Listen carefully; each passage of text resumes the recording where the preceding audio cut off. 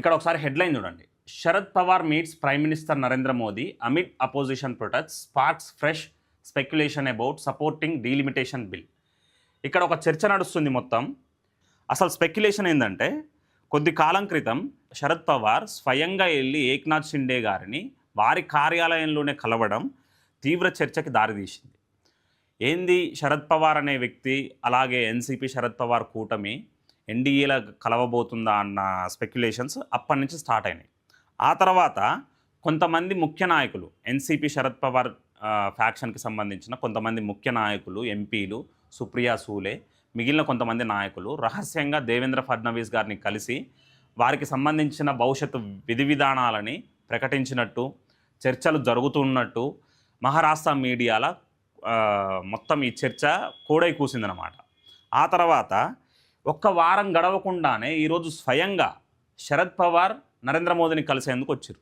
ఆ సందర్భంగా స్వయంగా నరేంద్ర మోదీ గారే ఆఫీసు గుమ్మం దగ్గరికి వెళ్ళి స్వయంగా స్వాగతం పలకడం, ఇది ఒక స్పెక్యులేషన్ కాదు, అసలు రాజకీయాలలో ఒక చర్చగా మారిందనమాట.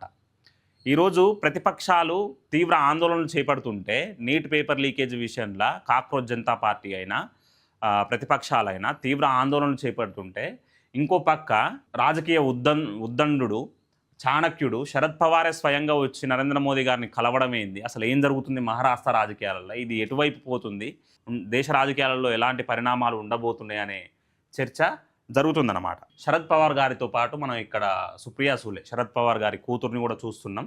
సుప్రియా సూలే మొన్ననేమో ప్రొటెస్ట్లో పాల్గొన్నది, నిన్ననేమో శరద్ పవార్ తోటి కలిసి మీటింగ్లో పాల్గొంది, మళ్ళా ప్రైమ్ మినిస్టర్ తోటి. మనకి ఇక్కడ బయట కనిపిస్తున్నట్టు చాలామంది ఏం మాట్లాడుకుంటారు అని అంటే, రైతాంగ సమస్యల మీద చర్చించుకున్నారు ఇరు నాయకులు అనేది మాట్లాడుకుంటారు. కానీ డీలిమిటేషన్ బిల్లుకి సంబంధించిన అంశం మీదనే చర్చ జరిగి ఉంటుందని కొంతమంది నాయకులు బలంగా చెప్తున్నారు అనమాట. అయితే ఈ రాజకీయ లెక్కలు కూడా వేరు ఉండబోతున్నాయి అనేది ఇక్కడ ఒక చర్చ నడుస్తున్నది మనకి. డీలిమిటేషన్ బిల్లుని ఏప్రిల్ 17న ప్రవేశపెట్టడం జరిగింది. అది వీగిపోవడం కూడా జరిగింది.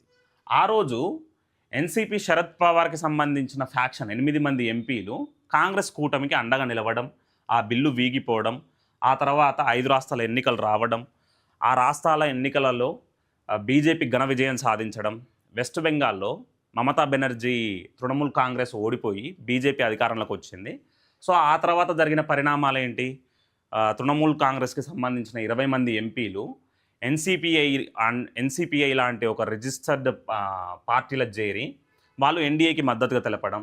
అదేవిధంగా తమిళనాడులో ఎంకే స్టాలిన్ ఓడిపోయి విజయ్ గెలవడం, ఎంకే స్టాలిన్ తోటి ఎన్నికల ముందు పొట్టు పెట్టుకున్న కాంగ్రెస్ పార్టీ మిత్రధర్మాన్ని మర్చిపోయి విజయ్ తోటి చేతులు కలిపి స్వయంగా వాళ్ళే ప్రభుత్వంలో భాగం కావడం, ఇవన్నీ రాజకీయంగా దుమారం లేచినాయి. సో ఈరోజు డిఎంకే కూడా కాంగ్రెస్కి మద్దతు తెలపట్లేదని మనకి ఇక్కడ స్పష్టంగా అర్థమవుతుంది. ఇక్కడ రాజకీయ లెక్కలు పూర్తిగా ఏ విధంగా మారినాయో మనం ఒకసారి చూసే ప్రయత్నం చేద్దాం. ఏప్రిల్ 17న ప్రవేశపెట్టిన ఈ బిల్లు వీగిపోవడానికి ముఖ్య కారణం ఏంటంటే, ఆ రోజు ఎన్డీఏ బలం కేవలం 292. కానీ ఈరోజు డిఎంకే కాంగ్రెస్ మధ్యలో విభేదాలు రావడం కారణంగా ఈరోజు డిఎంకేకి సంబంధించిన 22 మంది అయితేనేమో ఆ రోజు ఆబ్సెంట్ అవుతారు, లేకపోతేనేమో వాకౌట్ చేస్తారు.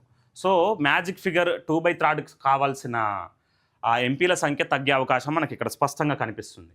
అదేవిధంగా ఈరోజు మహారాష్ట్రలో శివసేన ఉద్ధవ్ ఠాక్రేకి సంబంధించిన వర్గం 9 మంది ఎంపీలలో ఒక 6 ఎంపీలు షిండే వర్గంలో కలవడంతో అక్కడ కూడా నెంబర్ పెరగడం మనం ఇక్కడ చూస్తున్నాం.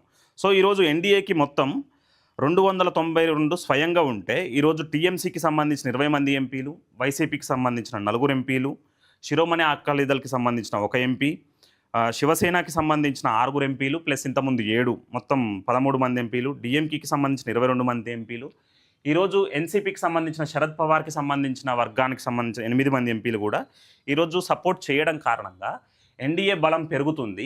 మ్యాజిక్ ఫిగర్ ఏదైతే ఉందో 360ని చేరే అవకాశం మనకి ఇక్కడ స్పష్టంగా కనిపిస్తుంది.